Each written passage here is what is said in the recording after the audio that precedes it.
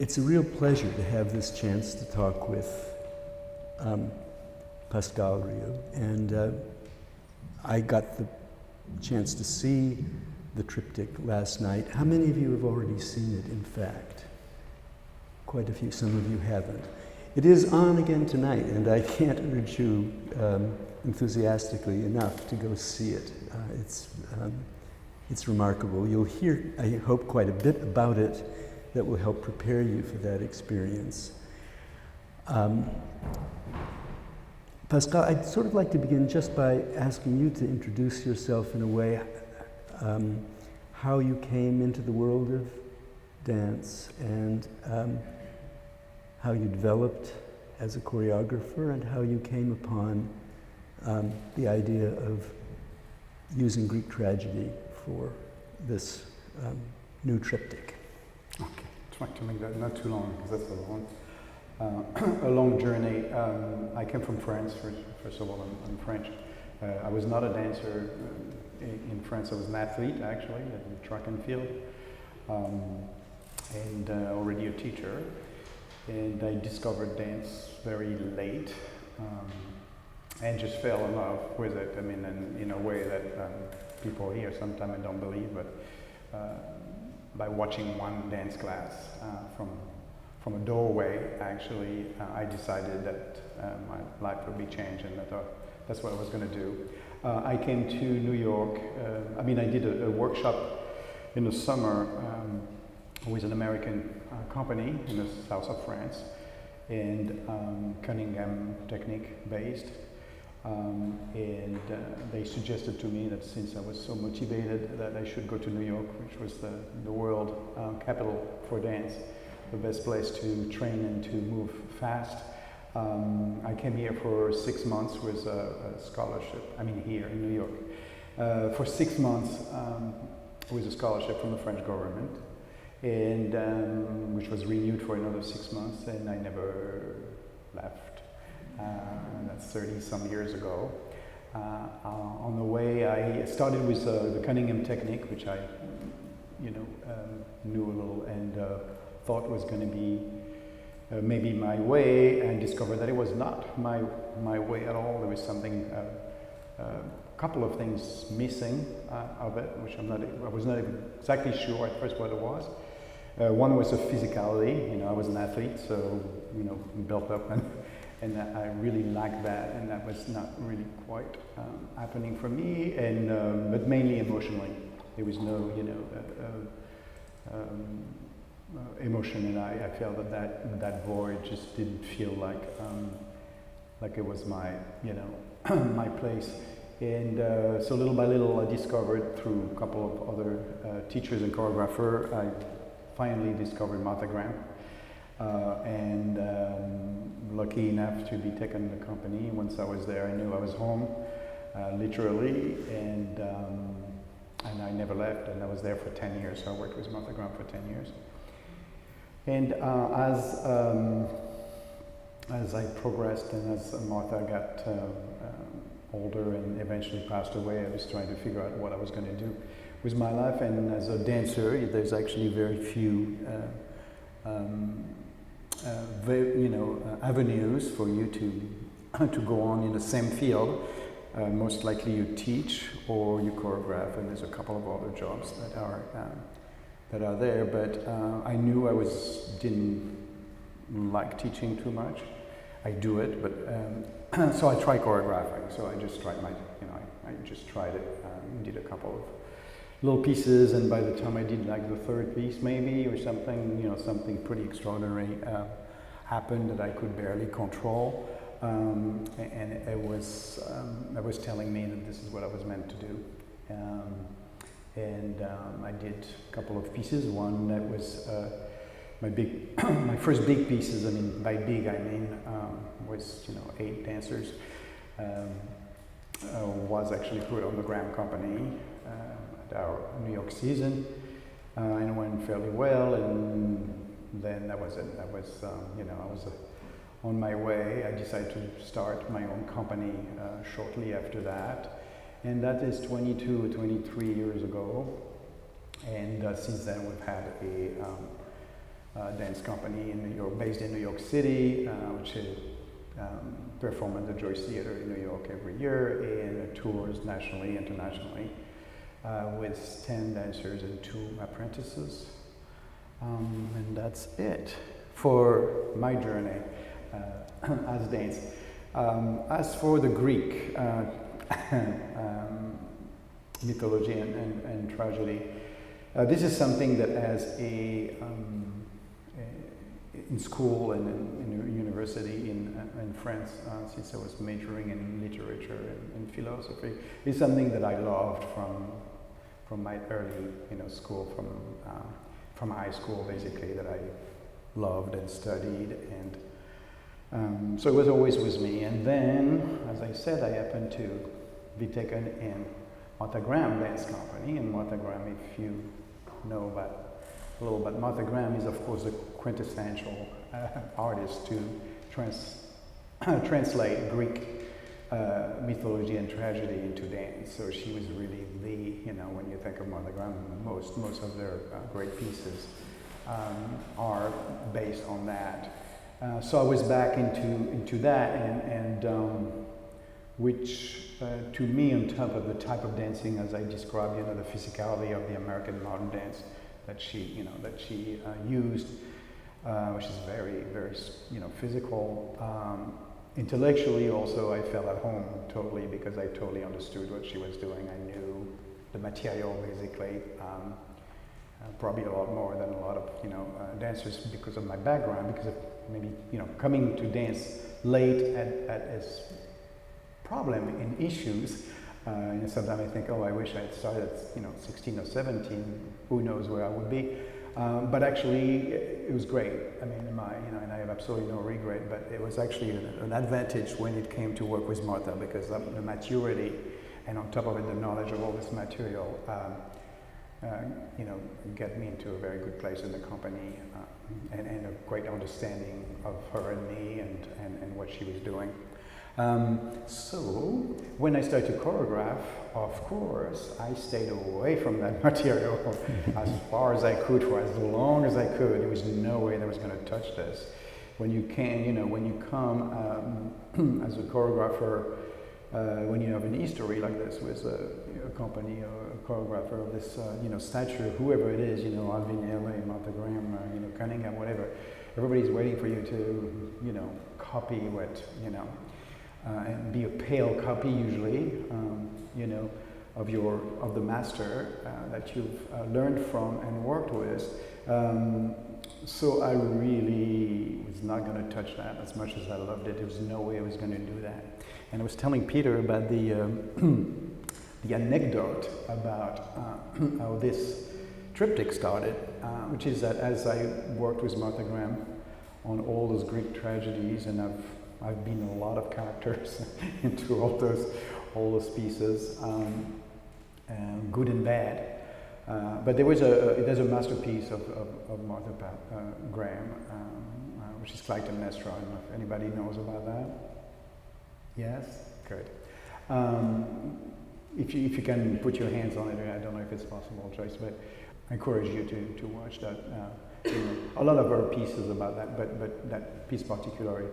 I mean, it's a full-length piece. It's huge. It's anyway, in that piece, there is on top of the music, there was a little bit of a narration. There was part of the music. There was no real narrator as I did in my pieces, but the composer put a little bit of words. And when Helen of Troy was introduced, this voice came and said, Helen of Troy, Helen of disaster.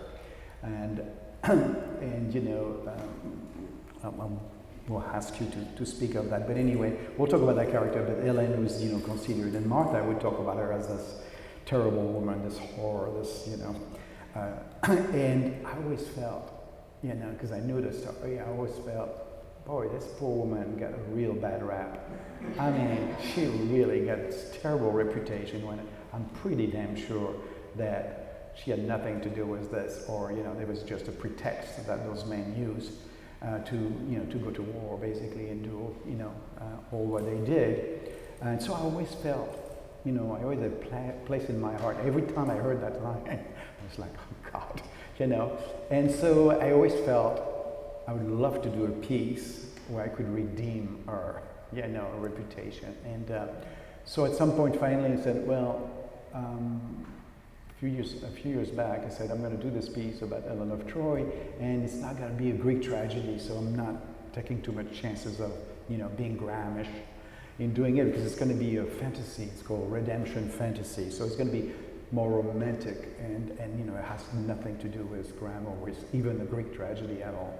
So I did that piece, and it was what it was, meaning a, you know, kind of a romantic fantasy, and you know, it was successful. I liked it, and I thought after I did, I said, well, that went okay. You know, I'm not, you know, it's nothing terrible happened from, you know, from doing this.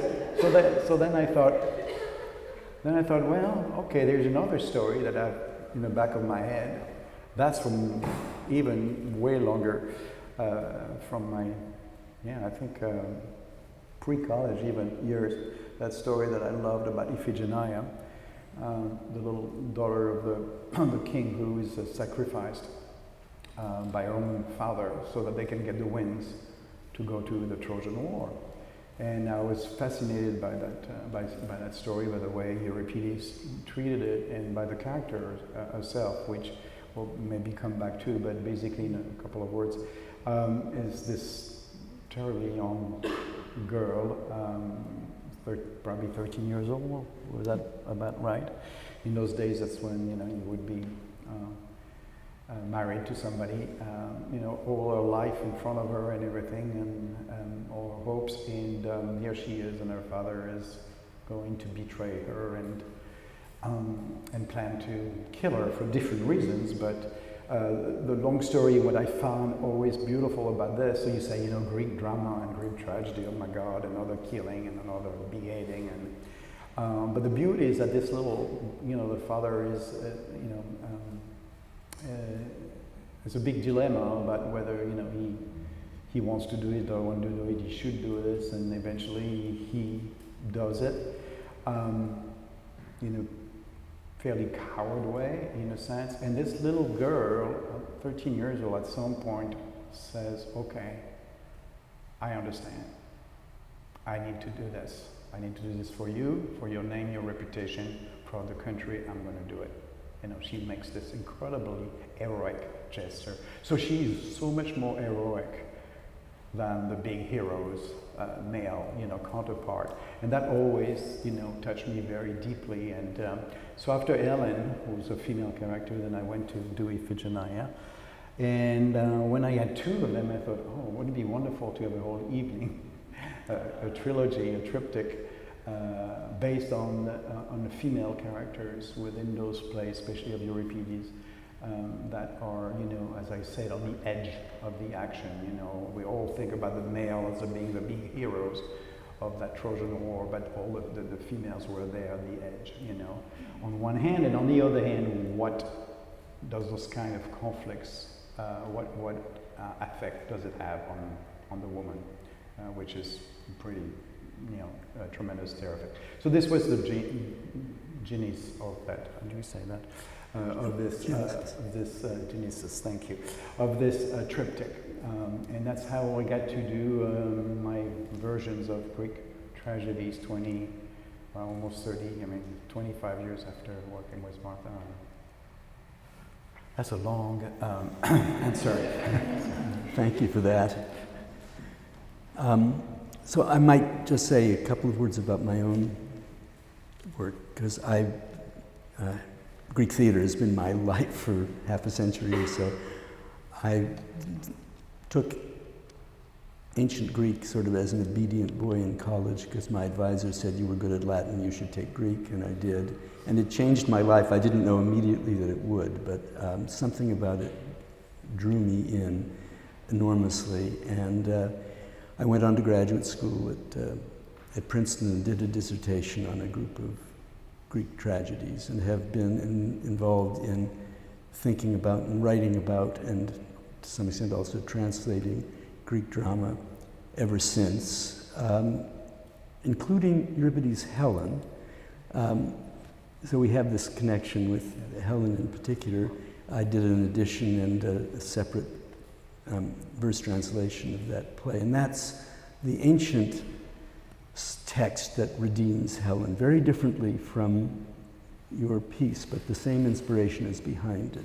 In that play, she never goes to Egypt. It's a phantom confected out of air by the goddess Hera, who goes there and fools everybody into thinking that Helen is in Troy, whereas she's trapped in Egypt, waiting for Menelaus to come rescue her, and at last he does. He does. So it's one of the tragedies that has a happy ending. In fact, I always say it's Euripides' funniest tragedy, which is some kind of distinction, I guess.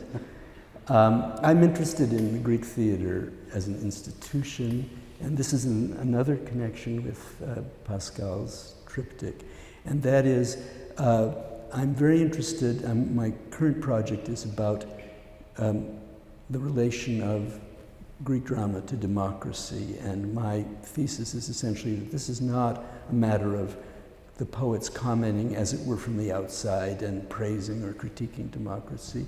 These are voices raised within the democracy, and therefore able to embody its values and to critique them. And it does it from the inside in very interesting ways. And women are perhaps the most obvious and most interesting. And I should say also that in terms of my own formation, the great change has, from when I was learning this stuff, has been the inclusion of women, the thinking hard about the roles of women and what this means. Greek society was not particularly welcoming to women in a lot of obvious ways. They did not have full citizenship rights. They were always the property of some male, their father, their husband, their nearest male relative, if neither of those was around. And yet, one of the most interesting thought experiments on the Greek stage, in comedy as well as tragedy, is what would it be like if women did have a public role? What would it be like if they were in charge? What would it be like if we treated them differently? What would it be like if they took over? So you get a great variety of pictures of women acting in ways that women in the actual Greek polis couldn't act. For good, for ill, heroically, scarily, but this great gamut that is really, I think, only possible because of this discursive democracy that lies behind the freedom of speech of the theater. So we share an interest in women in tragedy. I also am very interested in adaptations of Greek theater in later cultures. And I want to say, I mean, I thank Jody, who's here in a way. My knowledge of dance comes almost entirely from years of going when I could to the ADF and sort of absorbing not any kind of book knowledge, but a sort of feeling for how this kind of expression works. And I'm very grateful for that. And I can see that what Pascal is doing is in a grand tradition of reinterpreting and re-understanding the stories and the forms. So the triptych, of course, does not only fill an evening beautifully, but it does remind us of the trilogy. So Greek dramas were presented at the Festival of Dionysus in groups of 3, followed by something called a satyr play, which used the resources and largely the language of tragedy, but in a lighter vein to sort of take the edge off the tragic experience, to bring it a bit to rest, I suppose you could say. So we had this trilogy, and within it we see Pascal and his dancers doing what playwrights, poets, artists, musicians have done for centuries, and that is re-understanding and reinterpreting myths. Let me just take the example of Iphigenia. Euripides' play, Iphigenia and Aulus, which is really an extraordinary drama. There are a number of ways in which it intersects with the kinds of things we're talking about here. But it's subject to all kinds of different interpretations, and it's had many different interpretations. Among other things, it has a textually disputed ending. Is it really by Euripides? Or is it a version of what Euripides wrote that got lost somehow? Or is it just an addendum to make the play easier to swallow? And in that, the goddess Artemis substitutes a ram for Iphigenia, and she isn't killed at all. And in another play of Euripides, Iphigenia in Taurus, or among the Taurians, she turns up as a priestess of Artemis and is reunited with her brother Orestes. So that's one line. But in, for example, Aeschylus's Agamemnon, Clytemnestra's great complaint is that Agamemnon did kill Iphigenia, and that is the truth of the myth for that play and for a series of other versions of the myth. It is one and a perfectly legitimate, and I think in the case of Pascal's triptych, an enormously affecting one to see Iphigenia going to her death, as in the Aeschylean version, but going, as in the Euripidean version, of her own free will, as a heroic gesture. She's condemned because the goddess Artemis is said to be angry for some obscure fault of Agamemnon's. And Menelaus initially agrees to her slaughter and then decides, no, this is crazy, I can't kill my daughter. But lo and behold, the army rebels. They want to go to Troy. They've gotten this far, all this across the coast from Troy. They're into glory, they're into the spoils of war, and they're not about to be turned back, and they basically rebel. This is another way in which Euripides deals with a kind of shadow side of democracy, what the Greeks called ochlocracy, mob rule. So all of these things are part of this mix. But my point is simply to reinforce something that Pascal just said, which is that the failure of the men, Achilles, who is there and attempts to rescue her and is just shouted down. Menelaus, who waffles and was even willing at one point to kill his daughter, opposes it in the end, but is impotent, is unable to stop it. The hero of the play is Iphigenia, who takes this on her shoulders and makes it her own. It's a horrible choice. It's not a kind of heroism you could wish on anyone ever. But she's not dragged to the altar kicking and screaming.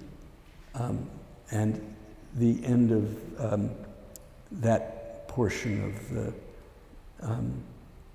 triptych shows her deciding and moving of her own free will off to what she knows will be her bloody end. So that gets us back to talk about the trilogy, I think. So what is your take on that ending? I mean, not mine, but the that addition, possible addition about Artemis and the. Well, I think, there are certainly textual and linguistic problems. So I wouldn't feel confident in saying that those are the words written by Euripides. But the ending itself is, I think, very Euripidean in the sense that this is one of a series of sort of rescue plays that he wrote toward the end of his life. Iphigenia in Aulus is possibly the last, or next to the last, play of Euripides. And Helen, Iphigenia and Taurus, Ion, if it's correct, yes. that this ending is Euripidean, Iphigenia and all show this movement from catastrophe to rescue. Orestes also, sometimes it's very perfunctory, and you think he's just putting the myth back on the rails, and there's a kind of ironic distance. And that might be how we're meant to understand the salvific ending of Iphigenia and all, if it's true. It is very possible that, I mean, I think it's not impossible that it's not an authentic Euripidean ending. It looks to me basically like a very Euripidean move. That's the way I want to feel. Yeah, well, but the poets, you know, when we think of myth, we usually think of, you know, a book of mythology. We think of Edith Hamilton or somebody, but this is not like biblical text. The poets are the makers of the myths, and there are always many versions. So the ending of that, in which the ram is substituted for Iphigenia, is really like the biblical story of Abraham and Isaac. But the biblical story of Abraham and Isaac doesn't have other versions. It's scripture. There was no scriptural. I mean, the Iliad, I suppose, comes close because it was part of everyone's education in the way the Bible used to be. Every literate Greeks, and even not literate, because the oral tradition persisted for centuries. But there was no expectation that the story would always be told the same way. In fact, one of the most interesting things about Greek theater, which I think is interesting also about its afterlife, is that you expect that, I mean, if you're going to redo the same story again and again, that it has to be different each time. There would be no point. That is, sometimes people talk about this as ritual drama, but it's not ritual at all in that sense. It's a play of tradition and innovation. They settle on, Aristotle says it's a few great families. They settle on the mythical cycles of Troy and Thebes mostly, and occasionally Athens too. And if you look at the titles that we have preserved in various forms, there are, you know, like 9 Oedipuses and 7 Philoctetes and so on. They keep coming back to the same themes. And so, of course, each time they're different. And you should feel absolutely free to reject the salvific ending of Iphigenia. There's nothing illegitimate at all about that. Something that I read about this aspect is that the fact that they would use the same material basically and reuse it and change it in different form is that the Athenians, they were used to their theater, correct? And so they knew all those characters, they knew all the stories, and then they knew what happened to all those characters basically. And so there was an understanding right away of. So I don't know if my audience today just really knows about Iphigenia and the Trojan Wars and all of that. So that's a huge difference. And this is one of the reasons that I wanted to use narration. Because of course, and I certainly understand and have been told that dance. That's what dance is, right? You don't need words because it speaks by itself. But I felt because of the material, because you need to have an understanding of the context, that I needed the words somehow. And that was a huge, and maybe we can go to there, that was a huge undertaking. Something that's, words and dance are very difficult. I mean, as far as I'm concerned, as far as Martha Graham, the great genius, was concerned too, it's very difficult to put those two things together. But I knew that I needed this, and there was a great, very interesting challenge to use them.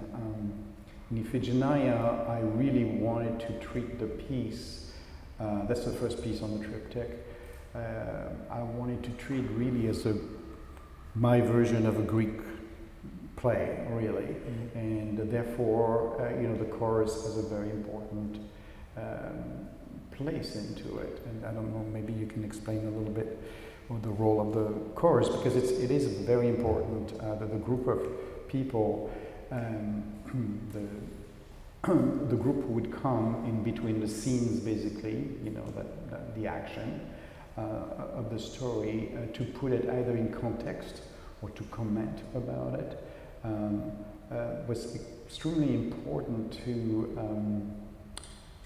as a social, political, philosophical comment about the play. And maybe you can explain this a little bit. Yeah, and this is say what I did about it.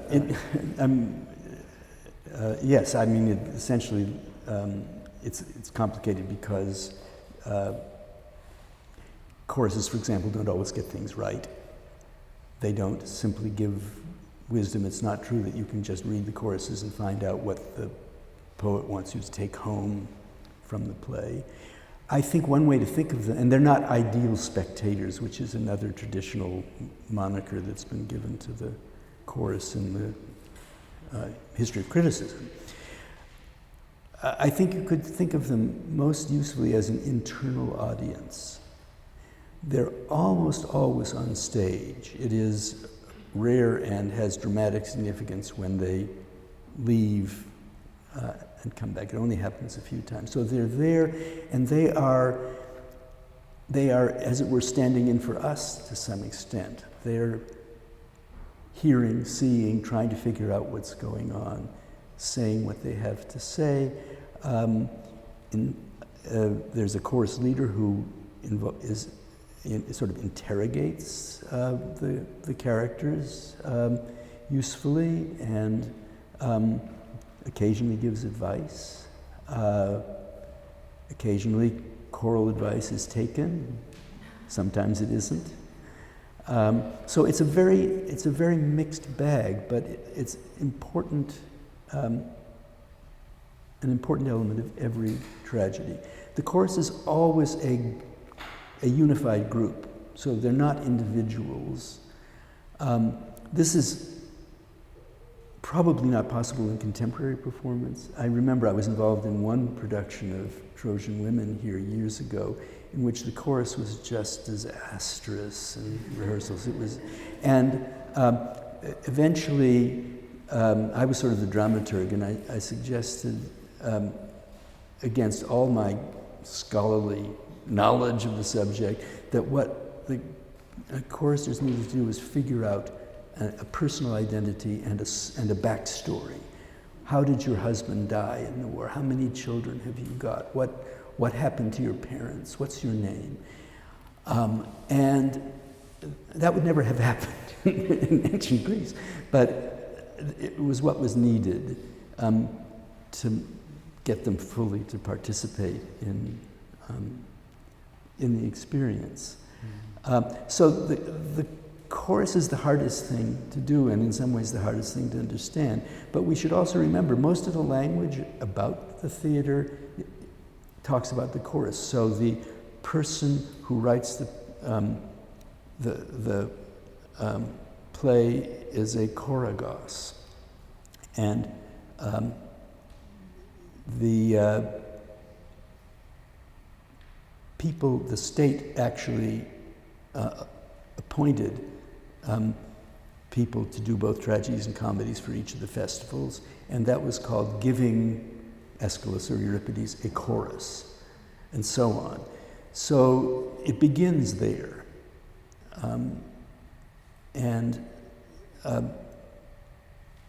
The presence of witnesses. Yes. That's a crucial element. Right. Yeah. So it was a real, and I do in Iphigenia, I don't know if you remember, but I do use them as a witness at one point in the piece when they come and into the set for that particular. Otherwise, they come in and they come out. They basically lead you into telling you what the story is that you're going to see, you know, and but I want, and then they leave, and then you see the action, and they come back and for, you know, another scene, another important moment, and try to guide the audience into what it is that that is going to happen next, and then they leave, and the action happens. But at one point, I do, you know, I use that, you know, the chorus as the witness, and that has the effect of putting the audience as a witness as well, you know, the onlookers of what's happening, and then the main characters at that point are not isolated so much, but they have people looking at them, which has had you know, a dramatic dimension, a tension. Definitely, suddenly they have those eyes looking at them from behind, and then the eyes of the audience looking at them from the front. And I thought that was really, the chorus as a witness was, you know, very important. Otherwise, so the difficulty, I mean, was very interesting. I was wondering how I was going to do this. I mean, you know, Martha Graham has famously used the chorus as well in pure movement. Basically, I wanted to do something different. I wanted to have narration to help the audience. You know, there's famous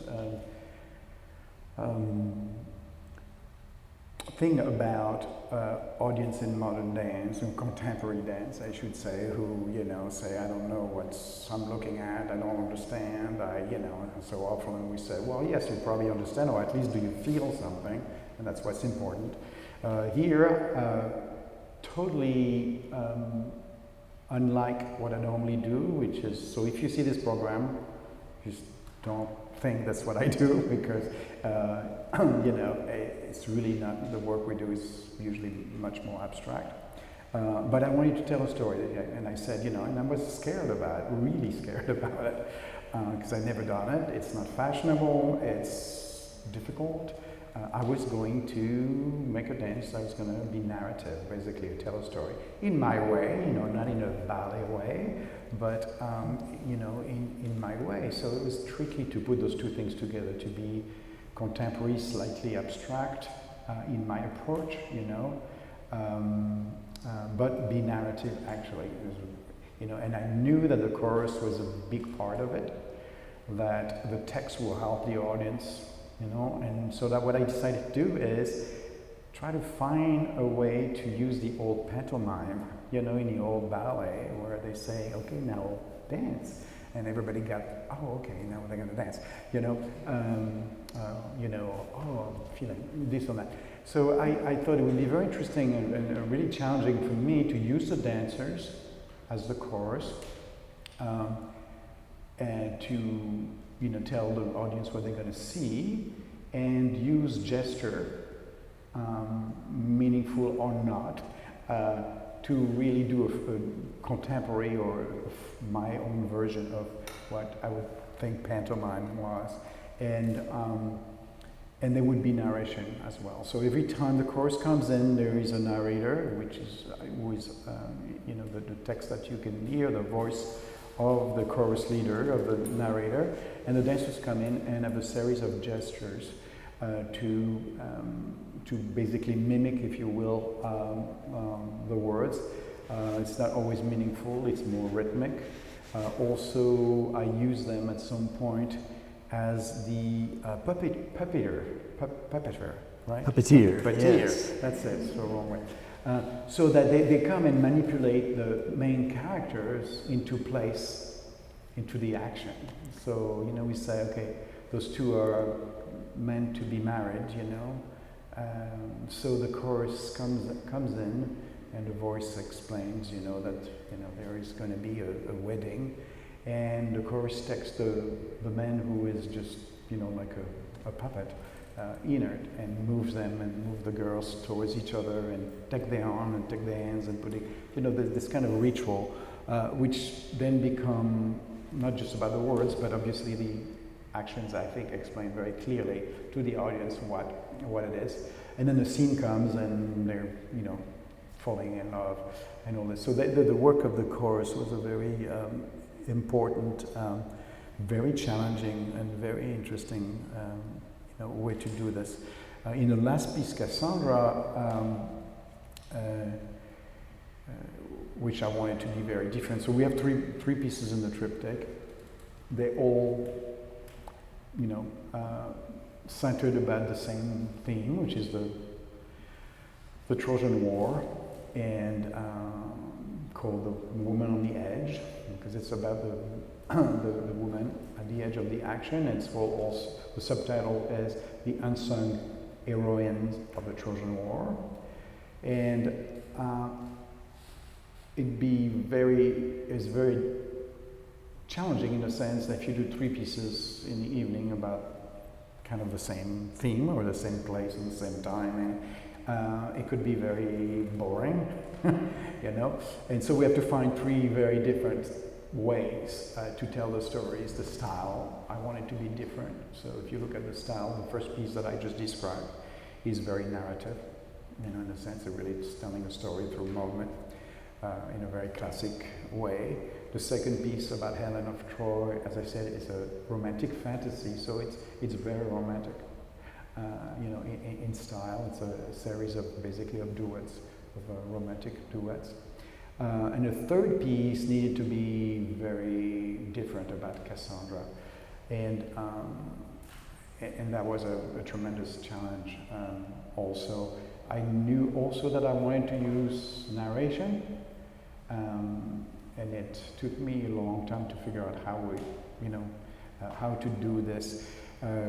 We should maybe speak a little bit about Cassandra, but I have a question. Yeah. So can I come back?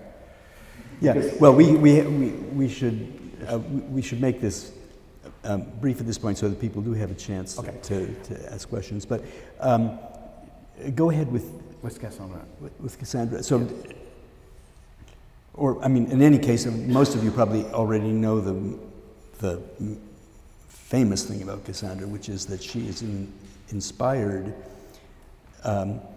with the gift of prophecy by Apollo, but cursed when she refuses to sleep with him, with never being believed. Right. So this is a horrible curse. Yes, it is. But that character is fascinated me also from a long time, and I told Peter that as I was searching for the third heroine, if you were, for the program, I was very, I looked at other, possible women. There's quite a few, but really Cassandra was the one that really fascinated me and moved me the most. And that was because of this terrible psychological, how would I put that? It's a horrible weight, a burden. Psychological burden that she finds herself in. Just imagine, I know it's mythology, but let's just imagine that you are this woman and that you actually know, and I just told my dancers as we were, my young dancers were discussing, the lead character was a play, Cassandra. I tried to understand what we were going to do and how she had to get into that character and dance. I said, well, just imagine that you actually know, but no, not like, you actually know that the Twin Towers are going to fall next week or something. You actually know, because for some reason and you're trying to tell people. And if you told me, I would say, you're crazy, you're really crazy, because there's no way this is going to happen. But nobody would ever believe you, and they would say, you're crazy, we're going to lock you up, because, and that, psychologically, I thought, yeah, sure you would go crazy, and I thought that was just so incredibly powerful. And so that is the aspect that interested me. The challenge was that, as I told Peter, is that as I, decided to do this character, I realized that there was not a play per se called Cassandra. So there was not a play by Euripides who really treated, that story really. She appears, she has an important role in different plays. They're important, but they're short, and they're not. So the character is not really developed. So it was really basically when I started, and I used the Trojan woman really as a base. I read about other plays about her, but really I wanted to. The Trojan woman is really the play of Euripides that treats with the aftermath of the war. So the war is done, the city is burned to ashes. The men mostly are all dead. The women are left there, and they're going to be taken as slaves, concubines, and basically what it means is have lost their loved ones, their sons, their husbands, they're losing their city, their country. Basically, they're losing their identity. And as I was reading all this, I thought, this looks very familiar. Because, I was doing this past year, and, you turn on the TV, and basically that's what we were looking at. And that's really what, and reading the play, not just watching the TV, but reading the play, you realize that play has others, I thought, of Euripides, which was pretty remarkable. Not only it's about, it gives the woman a very, very strong and particular place, which didn't exist, as Peter said, in society, gives him a chance to do that 5th century before Christ. But also it's a very anti-war statement. I mean, it's very clear to me. I mean, basically she says to this man, you fool, don't you know, she said, don't bring the horse in the city. Don't bring the Trojan horse. This is the end of us and the end of this thing. And don't you know that in a war, there's no winner. We're not going to win. The Greeks are not going to win. We're all going to lose. And to me, it was very clear. This is a very, very strong, anti-war statement that she represented to me very clearly the voice of not only a woman who might say that to the man, but also the voice of reason, and of history, that voice that we choose to not, listen to and keep doing the same thing. And I told somebody the other day, yes. I guess I wanted to comment very quickly on the Cassandra piece. By the way, I thought it was all fabulous. Sure. But there is a moment when you project an image of lots and lots of women. So I'm curious to know whether these are perhaps Syrian women refugees or the Palestinians coming out of Rama camp. And the reason that I was struck by not only the fact that you have adapted these women this year, over the past 2 or 3 years, Syrian women in camps in Amman and Beirut have been putting on Trojan women as Yes, kind of therapeutic. That's fascinating. I was wondering what was going on. Yeah, I read about this, which is absolutely fascinating. Yeah. Yes, well, you're right. They're Syrian. They were Syrian refugees. And I was just coming to this. I realized that the anti-war statement, so I started really with a psychological. This is what really interested me in that character at first. Read the play and realized that really what this had to be about is about the war statement and the fact that we will not listen to history and to and do the same thing over and over, and that 2,000 years nothing has changed, and I tell people that you read in Euripides and it's really shocking, 5 centuries before Christ, about the Trojan War. The Greeks are calling the Trojans the barbarians, and the Trojans are calling the Greeks the infidels. I mean, 2,000 years of evolution. It's just really amazing. So I wanted to go there very clearly, and that was also an answer to my problem of not repeating the same 3 pieces. I found the solution for the narration suddenly, which was, okay, the narration is going to be about the Trojan War, about what happened there, the character, Cassandra, the Trojan horse, they do this and do that. But what the audience is going to see is something much more contemporary and actually images of the war in Syria right now. So what you see during a big Cray solo in the room, in the cage, are filmed from the Syrian War in Damascus. That first city, when the horse comes in, is Damascus. That little girl, during the women's section, is a Syrian little girl that we found, a picture of her sitting on the wall in a city, with this incredible, I fell in love right away, but in love in a really deep,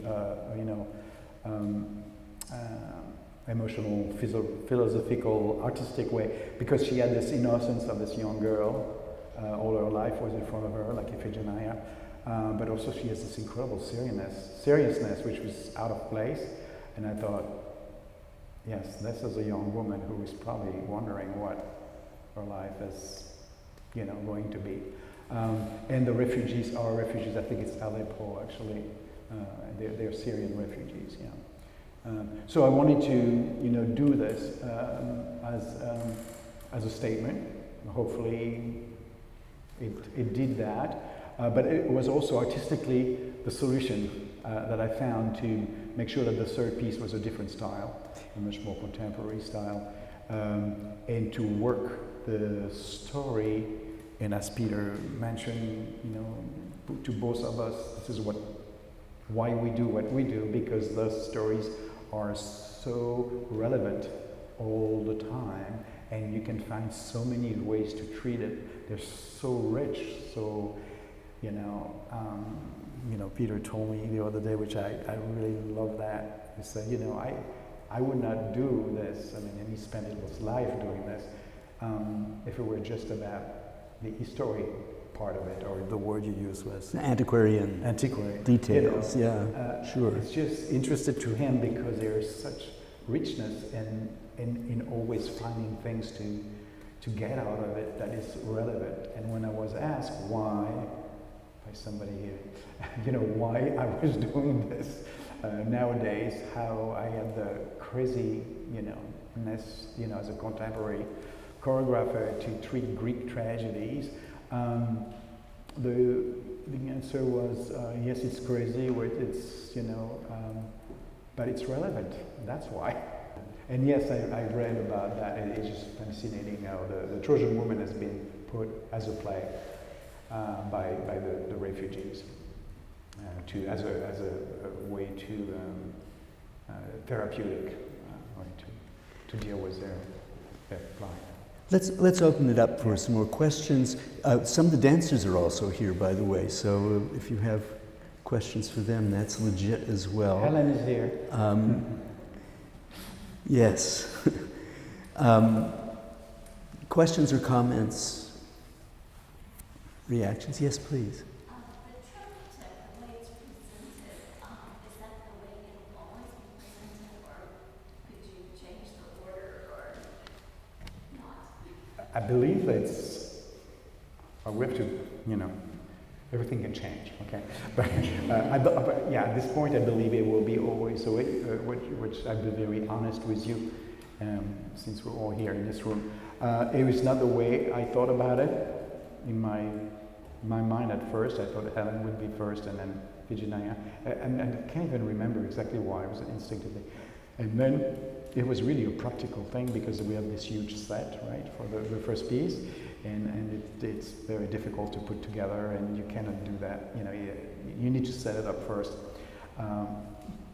And it's also partly the reason why we have two intermission, which I think is fine, actually, to deal with the sets, because I also, contrary to a lot of contemporary choreographer, like to use sets as long as they're part of the production and story. They serve the story. They're not there for decoration or because I like to, but they're really important part of the piece.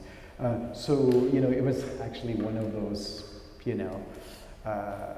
necessity. But then I realized that it made total sense. It made total sense in two ways. One is that chronologically, actually, it works, because Iphigenia is about them being sacrificed because they're waiting on the other side to go to the war.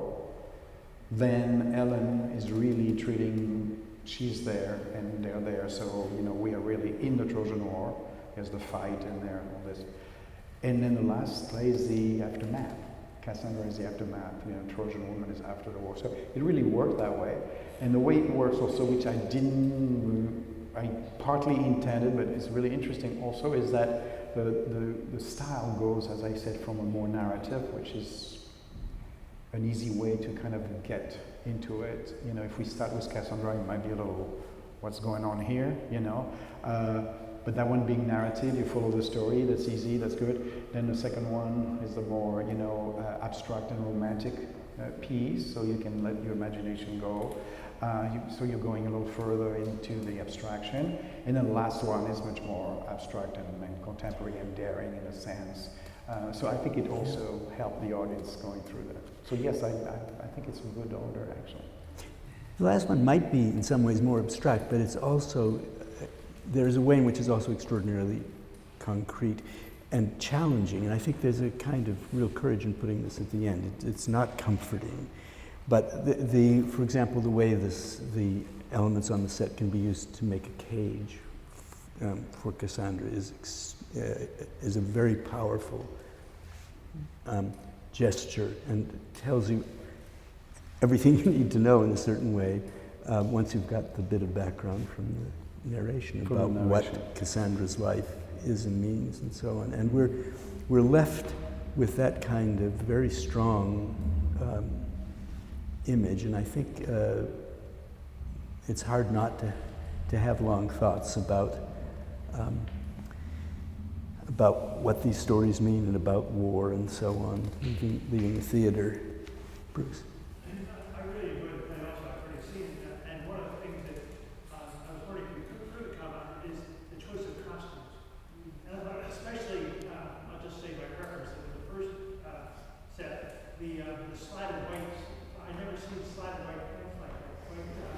So carefully and beautifully drawn. I just wondered how you pick those and how you pick the different costumes for each one of the sets. That's a very, very good question. Well, I don't do them. I have some ideas, but I collaborate. Collaboration is a wonderful thing in any form of performing arts. I do have to mention, apart from the costume, that the music, the three musics are commissioned.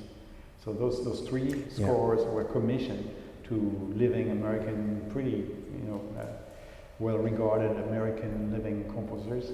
So I was very privileged to do this. So that's collaboration. I collaborate with a set designer. I collaborate for the visuals with a projection, designer, artist, and then a costume designer and a light designer. I mean, the thing to me was very important in my work is that, as I said, it's gestalt. It's a whole thing. It's everything has to, the dancing, everything has to go to the same goal. It's all part of it.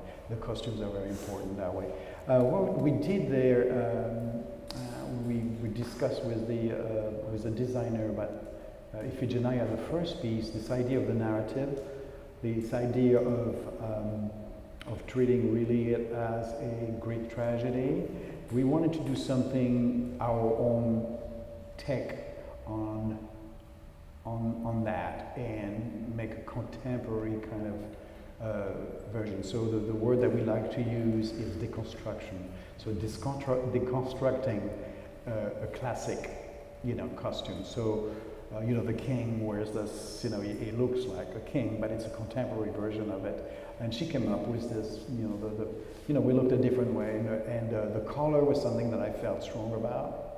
I don't know why I saw that piece as white and cream, the whole thing, the floor, I came up with this idea of the white floor, which was the semicircle of the kind of classic Greek theater, amphitheater. And for some reason, it's very Greek, I think, that color, if you've been there, it's this beautiful white, very intense, dramatic in a sense, color, the light, in Greece, it's just amazing with that. So I felt also I wanted the unity, so that I wanted it to be really unified. So basically the palette was just that, cream. And then she came up with, wonderful, wonderful contemporary idea about how to, treat that Greek kind of a theme. Helen is much more simple because we wanted the men to be, those Greek heroes. So, when you do this, I mean, you just, put men bare-chested and, and they look virile and strong and handsome and menacing. And Ellen also, we wanted to give her the idea of romanticism in that piece compared to Iphigenia, more abstract. It was like abstract narrative for Iphigenia, if there's such a word. We wanted her to be a little more romantic character. So that means, a dress, it means something more flowing as abstract. Right away it puts you in that place, And then there's a tinge of also Greek princess-like, in the color and the fabric, the shine of it, and the hair down. I mean, she's just this beautiful Greek slash Trojan princess, really, which, a woman. And then the last one, because of what, we described, I wanted to go contemporary with that. So, they're really in contemporary garb, very grungy, I think is the word, because it's about, that's the word? They're laughing at me, see? Because I'm of another generation. But I think that's the word, right? Is that right? Because we're talking about urban warfare, which is that third section of the men coming in and this whole violence in the streets. So we needed that contemporary look to it. About the music, Yes. interesting, of course, but I'm curious, how could you describe the nature of the collaboration with the composers? Did they play the work as they're in progress, and that you would weigh in with ideas or opinions, or in shaping the piece as it was being composed, or was it something where that was all discussions in front, and then you let them walk around the piece, and then you deliver it afterwards? I'm sort of curious how that process unfolded. Yeah. Slightly different in the three pieces. Slightly different, but yet kind of a traditional way, which is that when I commissioned the piece, we discuss, once I picked the person, I discuss with him or with them the piece, the story, the style, and so it went either deeper into an actual synopsis, for Iphigenia, for example, or it was just a little looser. But I will discuss the story. I'll tell them what I'm looking for. We'll have a couple of two or three meetings discussing this, exchanging ideas actually, and then I'll let them do their work. We don't collaborate through it. I mean, the two of the three, and the third would have, except Richard Danielpour was not in New York during the creation of the piece. The two others both came to the studio, at certain points and looked at it, and we discussed whether it worked or not. Some changes were made in both cases. In the two first pieces, that's Iphigenia and Helen on Distant Shore. They came in, if I had prime, I would call her first, or they would come to the studio and say, I have a little problem with this, are you okay with, and I'm very careful always, it's, because it's their work, and can we change this, can we do, more of this, less of that, the ending, so for example, so for Iphigenia, it was very, we had the first discussion, and I say, I think I'm going to come up with with a synopsis because it's narrative. So there's going to be section, and this is a very interesting one actually, as we discussed the chorus versus the actors, you know, in the Greek tragedy. Musically, it worked the same, and I had no idea, and it was just so fascinating. We're discussing with Michael Talkie, the composer, and we're saying, well, okay, so this is the idea. There's the four main characters, and there are going to be scenes, you know, where they interact, and I'm going to give you the content of the scene, so you can write music that's, you know, that works for that. Whether, you know, they're fighting, the mother and father is fighting, is different from you know, Iphigenia falling in love, you know, with Achilles, or her pleading to her father for her life, you know. And then I said, you know, I want to use the chorus, and I really don't know what to do with this. And it took us a long time, but there was a collaboration. I said, you know, there's going to be a voice. They're going to be doing this, you know, gestural work, but I feel we need something. But we started to think first about using actually the voice. So it would be not a narration, but it would be singing. It would be, some form of singing. And then we both thought, that's not gonna work. So I said, okay, we're gonna have narration, but what do we do with the music, you know? And it took us a while. He wrote the other pieces first, and then came up with this idea of that drone, which goes under the voice, you know, which just gives this very eerie kind of a atmosphere. But what was very interesting is that we realized that, what we're going to do here, what we're doing here is like opera. It's very interesting, because in opera you have the, what we call the recitative, you know, which is basically this part, like the chorus, which is, you know, telling the story along. And then you have the aria, which is really where the action is. So he really wrote the music that way. We thought, yes, that's what it is, you know. The chorus is just, you know, that recitative, telling the story. And then each one of the pieces are the aria, and each one of it has its own character. He wrote it, came back, sent me the music, and most of it was great. Right on, you know, we had a little change to make. The last part was a very difficult section, and he did something. So that's the interesting part about the collaboration as well. The give and get. Every section was just, I felt perfect, you know, what he came up with. In terms of telling the story, that last section I really didn't get it. You know, I said we were talking about transfiguration. You know, the moment where she decides, okay, I'm going to do this. It's a moment of transfiguration where she changes from this little girl to this, you know, bigger than life heroine. You know.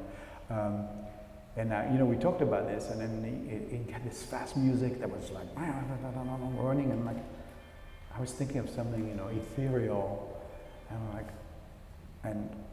but you know, I said, wait, let me listen to it, let me work with it. I would love the challenge to work with it. And he said, well, you know, when you talked about this, I thought of chariots running in the sky or something like that. I'm like, well, that's not what I had in mind, But you know what? It was really great because it made me do something that I didn't plan on, which is to work against it.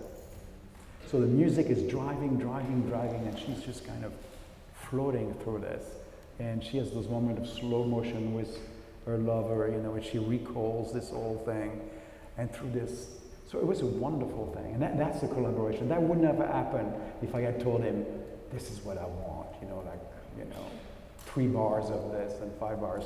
You know, this is really so fantastic, you know. And Aaron Curnis for this beautiful music for On Distant Shore, the story of Helen, was kind of the same, a lot more free. I gave him, you know, the central idea, and he had this music actually that was already written that I wanted him to expand and reorchestrate, because I knew that it was just so perfect for her inner story. And I said, okay, so can you reorchestrate this piece as it is? And he said, yeah, sure, no problem. And I said, so now this is going to be the centerpiece, but before that, I want to show the war. So I need war music before that. Then so we did that, and we had an introduction, so, you know, and that was fine. We worked with this. I gave him a sense of the length of it, because it's important for dancing, say that more, whatever it was, 6 minutes of, of war music, and then it leads into that central part that he did, and then the ending. So again, the ending was just something really, he had to write an ending to this piece that was different. And when I described what was going to happen, or once I knew it was going to happen, we were not sure. He wasn't sure. I wasn't sure what to do. And he came to the studio, so that was fantastic. And I saw her. She has those dreams. So basically, the story quickly is that the fantasy is that there's 4 men on stage, and they're dead 2 Greeks hero and 2 Trojan hero on the Trojan beaches. Which is Turkey nowadays, so it would be, and they are dead actually. And she fantasized about what if those men had not died because of her, but what if they've lived, what kind of relationship she would have. So there's 3 duets with those men. And at the end I thought, okay, so she went through those fantasies, but they're not real. Every time she has this duet, they just kind of evaporate, and so we know it was just in her mind. So at the end she's left with nothing. Realize that she's there alone, and they're dead. And she has to realize that and go on her way for a life without that. What that means that she does this, walking on that down, into her life, whatever that is. And the man, I felt, I used kind of cinematic, which I use very often, kind of a trick of, the traveling in and out with the camera. So I felt like the men around her, they were around her here, and then they were going to kind of go away from us, go away from her and from us, and disappear, into our mind and into our, vision. But there was that moment of transition for her to realize that. And we didn't have anything, and I was looking for her. We were in the studio, and I get this idea suddenly of the man just flying around, and I'd say, Aaron, could you give me some fireflies? I was like, what? I say, fireflies. See the men, they're going to go around her like fireflies and disappear. And he came, and sure enough, brilliant as he is, he came up with this little tinky piano thing, which is so magical, and that's the beauty of collaboration. Well, we've probably overstayed our welcome, but this has been wonderful. Of course, and thank you so much. I'm glad we got also the sense what a kind of multimedia, as we now say, performance, a dance of this kind is, yes, involving really all the arts. That's what I call Words, multimedia. in fact, unusually perhaps music, scenery, costume, lighting. It's all there, and it's just bringing it all together in the way that you all have is an amazing accomplishment, I think. So if you haven't seen it, go see it, or maybe go see it again if you can. And I want to thank all of you who took part in this for everything you've done.